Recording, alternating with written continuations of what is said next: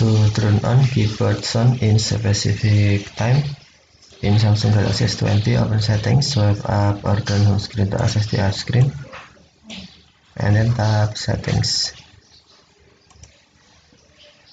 You can also open settings screen from notification panel, swipe the notification panel, and then tap settings icon. Scroll down settings screen, find advanced features, tap advanced features, and then turn on Bixby routines.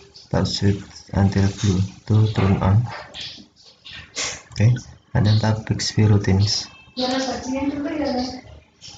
Tap Bixby routines plus icon. If select what will trigger this routine, tap plus icon again. Select time. Enter your time you want. For example, 4 o'clock until 7 o'clock on every Friday, or Friday on and Sunday, and then tap done. Tap next, then select what this routine will do, tap plus icon, and then tap keyboard sound, select on, and then tap done.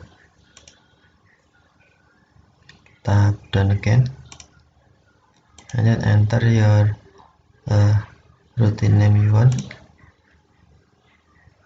For example, turn on keyboard sound, and then tap done. Turn on keyboard sound 7.